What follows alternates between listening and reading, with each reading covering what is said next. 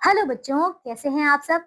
मैं आशा करती हूँ आप सब बहुत ही अच्छे और स्वस्थ होंगे। तो चलिए बच्चों, आ जाइए, शुरू हो जाइए अब मेरे साथ, क्योंकि आज की कक्षा में हम करेंगे हमारा एक आखिरी अध्याय, जो कि इस पुस्तक का है अध्याय 14। ठीक है, इसका नाम है कोणार्क का सूर्य मंदिर। आइए बच्चों, अब हम यहाँ पे एक विशेष मंदिर के बारे में जानने वाले हैं। ठीक है, तो बच्चों बड़े ध्यान से सुनिएगा ये वाला अध्याय। ठीक है, अपने अपनी किताबें खोल लीजिए। आ जाइए बच्चों, तो चलिए शुरू करें। बच्चों, पाठ शुरू करने से पहले पाठ परिचय पढ़ लेते हैं। देखो बच्चों, इसका पाठ परिचय। मनुष्य कल्पनाशील प्राणी है। ठीक है, कल्पनाशील यानी कि जो कल्पना करता है। ठीक है, और यही कारण है कि सदियों से वह अपनी कल्पनाओं को मूर्त रूप देने के लिए निर्माण करता आ रहा है। और स्थापत्य कला के मामले में तो मनुष्य ने संसार को एक से एक अद्भुत धरोहर दिए हैं। तो देखो बच्चों, कल्पना यानी कि कल्पना में वो जो जिस भी प्रकार की मूर्तियों को सोचता है, उसी प्रकार की देखिए वो मूर्ति बना देता है ना। जैसे भी आकार को सोचता है वैसी को मूर्ति को ढाल देता है ना बच्चों। यहाँ पे बताया जा रहा है स्थापत्य कला की अगर बात करें बच्चों, तो यहाँ पे मतलब मनुष्य ने क्या किया, संसार को एक से एक अद्भुत जो है बच्चों धरोहर दिए है ना अपनी कल्पना से। हमारे देश में स्थापत्य कला के ऐसे कई उदाहरण मौजूद हैं। उनमें से ही एक कोणार्क का सूर्य मंदिर है। प्रस्तुत पाठ में हम जानेंगे कि कैसे एक कल्पना को साकार रूप दिया गया। आइए बच्चों, बहुत ही ज्यादा महत्वपूर्ण अध्याय है ये। ठीक है बच्चों, इससे पहले यहाँ पे देखिए सेक्शन 1 लक्ष्य। देखिए बच्चों, क्या मेहनत, संघर्ष, हौसला आदि गुणों द्वारा सफलता प्राप्त करने में कोई परेशानी नहीं होती है ना। तो बच्चों ये सारी बातें जो है हम इसमें देखेंगे।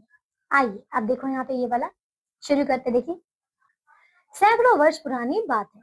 1245 ईस्वी में नरसिंह देव नामक एक राजा थे। ठीक है बच्चों, राजा का नाम क्या था? नरसिंह देव। ठीक है, एक दिन राजा ने कल्पना की कि एक ऐसा मंदिर हो जो सागर के तट पर हो, उसके द्वार और सीढ़ियों को सागर की लहरें धोती रहें। तो बच्चों देखो, समझ आ रहे हैं यहाँ पे जो नरसिंह देव थे, नरसिंह देव ने एक ऐसा स्वप्न देखा कि उसमें क्या है, एक ऐसा मंदिर है जो कि क्या है, सागर के तट पर है, और उसके जो द्वार हैं और जो सीढ़ियां हैं बच्चों, वो क्या करती है, वो सागर की लहरें उसे धोती रहती हैं। ठीक है, रोज। देखिए, सूर्योदय होने पर सूर्य की पहली किरण मंदिर के गर्भगृह में स्थित देवता के चरणों का स्पर्श करे। गर्भगृह क्या होता है बच्चों? जहाँ पर मूर्ति रखी जाती है, मंदिर का वो स्थान। ठीक है, तो वहां पर क्या होता है कि जब सूर्य की किरण आए, उसकी देखिए पहली किरण जो है सूर्य मतलब मूर्ति के जो है, देवता की मूर्ति के चरण स्पर्श करे, ऐसा उसने स्वप्न देखा। अब देखिए इसके आगे फिर क्या हुआ। देखो, अनेक शिल्पी आए और चले गए, लेकिन कोई भी राजा की कल्पना के अनुसार मंदिर का निर्माण नहीं कर सका। समझ आ रहा? जैसा कि राजा ने सोचा था वैसा मंदिर कोई नहीं बना सका। उसी समय राजा को शिवोई सांतरानाथ के शिल्पी होने के विषय में सूचना मिली। तो देखिए बच्चों, क्या था? शिवोई। देखिए, शिवोई सांतरानाथ के शिल्पी होने के बारे में उन्हें पता चला। ठीक है, शिल्पी यानी कि जो शिल्प कला करते। ठीक है, शिवोई अनेक भव्य मंदिरों का निर्माण करके पूरे ओडिशा में प्रसिद्ध हो गया था। ठीक है, वो क्या करते थे, मतलब ऐसे ही भव्य मंदिर बनाते थे, उसमें ऐसी शिल्प कलाओं का प्रदर्शन वो करते थे। राजा ने जब उसे अपनी कल्पनानुसार मंदिर बनाने की बात कही, तो मंदिर का विवरण जानकर शिवोई कुछ परेशान सा हो गया। ठीक है, अब देखिए राजा की बातें सुनकर वो भी परेशान हो गया। उसने राजा से कुछ समय के लिए प्रतीक्षा करने की प्रार्थना की। एक दिन शिवोई समुद्र के तट पर घूमने गया और थक कर वहीं रेत पर सो गया। ठीक है, फिर सुबह सुबह अचानक हड़बड़ाकर उठा तो देखा कि सागर का जल उसके पांव पखार रहा है तथा सूर्य की सुनहरी किरणें उसके मुख पर पड़ रही हैं। तो बच्चों समझ आ रहे, यानी कि हुआ क्या था, ये देखिए यहाँ पे देख रहे हैं। देखो ऐसे ये जो है मंदिर बना था। देखो हुआ क्या था, ये जब ये जो शिवोई था ना, एक दिन समुद्र के किनारे क्या था बच्चों, बैठा था, थक हार कर वहीं पर सो गया था। उसने सुबह सुबह जब उसकी आंख खुली, उसने देखा, तो बच्चों उसने देखा कि समुद्र की लहरें देखिए उसके पैरों तक आ रही हैं, उसके चरणों को धो रही हैं, और बच्चों जो सूर्य की पहली किरण थी वो भी देखिए उसके चरणों को स्पर्श कर रही थी, है ना। तो उसने ये सारी बातें उस पर देखी। अब देखिए उसके मुख पर पड़ रही थी। ठीक है, बस शिवोई खुशी खुशी राजा के पास जाकर कहने लगा, महाराज, आपकी कल्पना के अनुरूप मैं मंदिर बना दूंगा। तो देखिए बच्चों, उसको समझ आ गया था कि आखिर मंदिर को बनाना कैसा है। अब देखिए, आप राजपुरोहित से शुभ मुहूर्त निकलवा लें ताकि नींव का पत्थर रखा जा सके, है ना बच्चों। ऐसा होता है ना कि जब जब कोई शुभ कार्य करना होता है तो उसके लिए एक शुभ मुहूर्त चाहिए होता है, तो बस उसने बता दिया कि आप जाइए एक शुभ मुहूर्त निकलवा लीजिए। ठीक है, ताकि एक वहां पे जो हम एक पहला पत्थर होता है वो रख दे। ठीक है, शुभ मुहूर्त के दिन शिलान्यास कर दिया गया। ठीक है, अगले दिन ही शिवोई ने सागर के किनारे किनारे पत्थर डलवाने शुरू कर दिए। ठीक है, यानी कि अब मंदिर को बनाना शुरू हो गया था। उसकी मेहनत रंग लाने लगी। ठीक है, मंदिर का सुदृढ़ आधार बन गया। यानी कि बच्चों समझ आ रहा है, मतलब वो पूरा जो आधार था उसका बन चुका था। धीरे धीरे करके 12 वर्षों में कोणार्क का सूर्य मंदिर बनकर तैयार हो गया। तो देखिए बच्चों कितने 12 वर्ष लगे उस मंदिर को बनने में। देखिए कुछ ऐसा मंदिर है वो। ठीक है, आइए आप देखिए इसके आगे फिर क्या होना था बच्चों। राजा को पता चला, फिर देखिए क्या होता है। मंदिर की ऊंचाई लगभग 229 फुट थी, लेकिन शीर्ष पर कलश के बिना मंदिर अधूरा था। यानी कि बच्चों उसके सर पर जो है, शीर्ष पर जो है कलश नहीं रखा था, इसलिए वो अधूरा था उसके बिना। इतने ऊंचे मंदिर के शीर्ष पर कलश कलश चढ़ाना एक दुष्कर कार्य था। यानी कि बहुत ज्यादा मेहनत का एक, आप कह सकते हैं बच्चों, ऐसा काम था जो कि नामुमकिन सा लग रहा था। ठीक है, इतनी ऊंचाई पर जाकर कलश रखना है ना।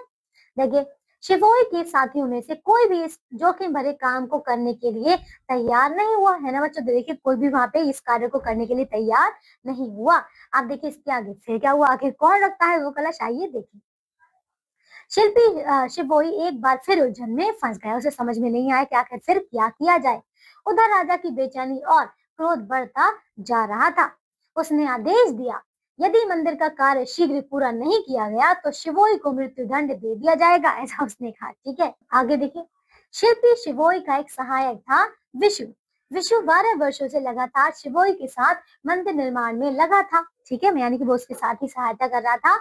उसका एक पुत्र था धर्मपाल। ठीक है, क्या नाम था उसका, धर्मपाल। ठीक है, समय के साथ साथ वह भी अपने पिता के पद चिन्हों पर चलने लगा था और 22 वर्ष की आयु में वह भी एक कुशल शिल्पी बन गया था। ठीक है बच्चों, जैसा कि उसके पिता कहते थे, वो भी बिल्कुल वहां मतलब कुशल हो गया था अपने इस कार्य को करने में। ठीक है, अपने पिता की तरह। कोणार्क के सूर्य मंदिर की चर्चा दूर दूर तक फैल चुकी थी, इसलिए धर्मपाल भी इस मंदिर को देखने की लालसा किए। देखिए लालसा लिए अपने गांव से कोणार्क आ गया, है ना, वो भी देखना चाहता था। मंदिर को देखकर धर्मपाल बहुत प्रभावित हुआ, क्योंकि बहुत विशाल, बहुत ही अच्छा मंदिर था वो। ठीक है, परंतु मंदिर परिसर में कार्यरत कार्यरत शिल्पियों में छाई उदासी को देखकर अपने पिता से इसका कारण पूछा। तो देखिए बच्चों क्या हुआ, क्योंकि अभी तक मंदिर देखिए पूरा बन चुका था, बस एक कलश की वजह से क्या था, वो अधूरा, इसीलिए वहां के सारे कारीगर जो थे बच्चों वो उदास थे। इसीलिए इसने पूछा जाकर के, धर्मपाल ने पूछा कि आखिर क्या कारण है। आप देखिए, तो उसके पिता ने कहा, इतने ऊंचे मंदिर के शिखर पर कोई भी शिल्पी कलश चढ़ाने में समर्थ नहीं है और राजा ने मंदिर के पूरा नहीं होने पर शिवोई को मृत्यु दंड देने की घोषणा कर दी। ऐसा उसने सारा कुछ हाल बता दिया। पिता से सारी बातें जानकर धर्मपाल ने इस दुष्कर कार्य को पूरा करने का संकल्प लिया और कलश चढ़ाने के लिए उनसे अनुमति मांगी। तो देखिए बच्चों, यानी कि अपने पिता की सारी बात सुन ली। अब क्योंकि उसे पता था कि अगर ऐसा कार्य नहीं हुआ तो उसके पिता को मृत्यु दंड मिल जाएगा, इसीलिए उसने ये प्रण कर लिया था, उसने संकल्प ले लिया था कि वही ये जो कलश है इतने ऊंचे मंदिर पर चढ़ाएगा। ठीक है, उसने जाकर जो है राजा से अनुमति मांगी। अब देखो आगे। अपने पिता को भरोसा दिलाकर धर्मपाल ने काम करना शुरू कर दिया। कुछ ही समय में उसने कलश को स्थापित कर दिया। यह बात सही थी कि कलश की स्थापना धर्मपाल ने की थी, परंतु वह अपने पिता और शिवोई को अपमानित करके इसका श्रेय नहीं लेना चाहता था। तो देखिए बच्चों समझ आ रहा है। देखो क्या हुआ, ये जो देखिए धर्मपाल था, देखो उसने तो स्थापना की थी, लेकिन बच्चों देखिए वो इतना ज्यादा महान था कि देखिए उसने जो स्थापना की थी, देखिए वो इसका जो है मतलब उन लोगों का अपमान नहीं करना चाहता था, अपने पिता का और जो राजा था, ठीक है, शिवोई का। ठीक है, अपने पिता और जो शिवोई था ना उसका जो है वो अपमान नहीं करना चाहता था, इसीलिए क्या हुआ, और अब देखो उसने क्या किया, इसलिए उसने मंदिर के शीर्ष से कूदकर आत्महत्या कर ली। तो समझ आ बच्चों, देखिए हुआ क्या था यहाँ पे। अब देखो उसने वहां से कूदकर आत्महत्या कर ली। ठीक है, कोणार्क के सूर्य मंदिर के साथ धर्मपाद का नाम भी अमर हो गया। समझ आ बच्चों, देखिए जिसने जिसने उस मंदिर के ऊपर जो है कलश की स्थापना की, और देखिए उसी ने जो है वहां से कूदकर आत्महत्या कर ली, ताकि उसका श्रेय जो है उसको ना मिल पाए। ठीक है, इसीलिए देखिए बच्चों, कोणार्क के सूर्य मंदिर के साथ जो है धर्मपाद का नाम भी आज अमर हो गया है। ठीक है, 1256 ईस्वी में मंदिर का कार्य संपन्न हो जाने पर राजा अति प्रसन्न हुआ। अपनी कल्पना को साकार रूप में देखकर उसने सभी शिल्पियों को बहुत सा धन और सम्मान दिया। तो बच्चों देख रहे हैं आप ये चित्र, देखिए ये चित्र बच्चों उसी मंदिर का है। ठीक है, देखिए इतना विशाल मंदिर था ये। ठीक है, यहाँ देख रहे हैं ये सारा, देखिए अब देखो इसके आगे फिर क्या होना था बच्चों, आइए देखें। कोणार्क का सूर्य मंदिर अपने आप में कला और कौशल का एक अद्भुत नमूना है, क्योंकि इसमें बहुत सारी अलग विशेष प्रकार की बच्चों कला की गई है। ठीक है, जिस समय यह बना था तब समुद्र की तेज लहरें इस मंदिर के द्वार और सीढ़ियों की धुलाई करती थी। ठीक है, आज समुद्र इस मंदिर से 2 किलोमीटर दूर खिसक गया है। तो देखिए बच्चों, ऐसा तो समय के अनुसार होता ही रहता है ना, हो सकता है किसी और मतलब परिस्थिति के कारण जो है अब जो समुद्र है हो सकता है उसका जल स्तर कम हो गया, इसीलिए अब जो है मंदिर थोड़ा दूर हो गया है। अब देखिए आगे फिर, कोणार्क मंदिर सूर्य भगवान के रथ के आकार का मंदिर है। 12 महीनों के प्रतीक 12 जोड़ी अलंकृत महाचक्र इस मंदिर रूपी रथ में बने हुए हैं। प्रत्येक महाचक्र यानी कि बच्चों पहिए, ठीक है, की ऊंचाई लगभग 3 मीटर है। ठीक है बच्चों, समझ आ रहा है कि हर एक पहिया 3 मीटर ऊंचाई का बना हुआ है। सूर्य के 7 अश्वों के परिचायक के रूप में यहाँ भी 7 विशाल घोड़ों की मूर्तियां हैं। ठीक है बच्चों, क्या है यहाँ पे रथ के समान क्या है, पूरी 7 विशाल घोड़ों की मूर्तियां भी इसमें बनी हुई है। वास्तव में सूर्य के 7 घोड़े उसकी किरणों के 7 रंगों के प्रतीक हैं। ठीक है, किरणों में बच्चों कितने होते हैं, 7 रंग होते हैं। ठीक है, उसका प्रतीक है। सूर्य के ये 7 घोड़े 7 दिनों का स्मरण कराते हैं। पहियों में बनी 8 तीलियां दिन की 8 प्रहरों का प्रतीक है। पहियों पर बहुत बारीक और सुंदर नक्काशी की गई है। पशु पक्षियों और विभिन्न विभिन्न देवताओं की मूर्तियां बनाई गई हैं। तो देखिए बच्चों, आप समझ पा रहे हैं कितनी ज्यादा यहाँ पे कला की गई है, कितनी बारीक यहाँ पे जो है बिल्कुल शिल्प कला की गई है। अब देखिए आगे, यह मंदिर सचमुच स्थापत्य कला की विशिष्ट धरोहर है। मंदिर की शिल्प कला की एक विशेषता है कला की बारीकी। समझ आ रहा बच्चों, यहाँ पे कला इतनी बारीकी से की गई है कि आप पहचान भी नहीं सकते, ठीक है, आप समझ ही नहीं पाएंगे। ठीक है, देखो मंदिर की दीवारों पर बनी पशु पक्षियों, देवी देवताओं, मनुष्यों, अप्सराओं आदि की प्रतिमाएं पर्यटकों का मन मोह लेती है ना। इतनी सुंदर यहाँ पे नक्काशी जो है बच्चों दो भी है, शिल्पी जो है शिल्पी की गई है। अब देखिए इसके बाद, मंदिर के गर्भगृह में सूर्य की मूर्ति स्थापित की गई थी। ठीक है बच्चों, गर्भगृह यानी कि जहाँ पे मूर्ति रखी जाती थी। प्रातः काल जब सूर्य की किरणें विभिन्न मंडपों से होती हुई सूर्य की प्रतिमा पर पड़ती थी, तब प्रतिमा का मुख शांत और सौम्य दिखाई पड़ता था। मध्याह्न में सूर्य की किरणों के सीधे पड़ने से प्रतिमा के चेहरे पर कठोरता और सायंकालीन सूर्य की किरणों के प्रभाव से थकावट का भाव देखा जा सकता था। तो बच्चों समझ पा रहे हैं, यानी कि इस मूर्ति को, इस मंदिर को ऐसा बनाया गया था कि जब सूर्य उदय होता था तो बच्चों इसमें बहुत एक आप कह सकते हैं कि नया, जैसे कि नए प्राण आ गए हो ऐसा लगता था, और जब शाम होती थी तो उसमें थोड़ा सा थकावट का भाव दिखाई देता था। ठीक है, देखो आज तो मंदिर का अधिकांश भाग टूट गया है, परंतु अपने वैभव काल में सूर्य की किरणों के साथ साथ मंदिर की प्रतिमाओं की भावपूर्ण मुद्राओं में भी परिवर्तन आ जाता था, है ना। इतना विशाल था बच्चों ये मंदिर। अब देखिए यह मंदिर कितना भव्य रहा होगा, इसकी तो बस कल्पना ही की जा सकती है। महान था वह कल्पना करने वाला राजा, और उससे भी महान थे उसकी कल्पना को साकार करने वाले शिल्पी शिवोई, है ना बच्चों, शिवोई सांत्रा। ठीक है, उसका सहायक विशु, और विशु का पुत्र धर्मपाद। तो देखिए बच्चों समझ आया, देखो यहाँ पे कितना, देखिए कितना अच्छा अध्याय था जिसमें हमने जाना कि यहाँ पे देखिए राजा विशु, और देखिए कौन बच्चों यहाँ पे देखिए शिवोई, और देखिए विशु का पुत्र धर्मपाद। देखिए कितने यहाँ पे देखिए कितने लोगों ने जो है यहाँ पे प्रयास किया था इस मंदिर को बनाने के लिए, है ना, और कितना विशाल बना था। आइए, हमारा अध्याय पूरी तरीके से समाप्त हो चुका है। चलिए अब हम करते हैं इसके शब्दावली। आइए देखिए इसकी शब्दावली करते हैं बच्चों। यहाँ देखो, ये देखिए शब्दावली यानी कि वोकैबुलरी। ठीक है, गर्भगृह यानी कि मंदिर का वह भाग जिसमें मूर्ति रखी जाती है। Room in which idol is installed. ठीक है, शिल्पी यानी कि राजमिस्त्री, ठीक है, आर्टिशियन। इसके बाद देखिए और कौन से शब्द यहाँ देखिए, परिसर यानी कि किसी स्थान के आसपास की जमीन, ठीक है, फरमाइसेस, ठीक है, श्रेय यानी कि यश, ठीक है, कार्य पूरा करने पर मिलने वाला सम्मान, ठीक है, क्रेडिट। अब देखिए इसके बाद और कौन से शब्द है बच्चों, यहाँ देखिए स्थापत्य कला यानी कि भवन निर्माण की कला, ठीक है, आर्किटेक्चर। तो देखिए बच्चों ये था हमारा अध्याय।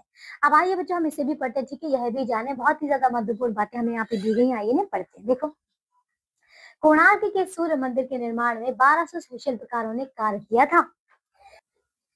देखिए कोणार्क मंदिर का पैगोडा काला होने के कारण काले पैगोडा वाला मंदिर भी कहा जाता है।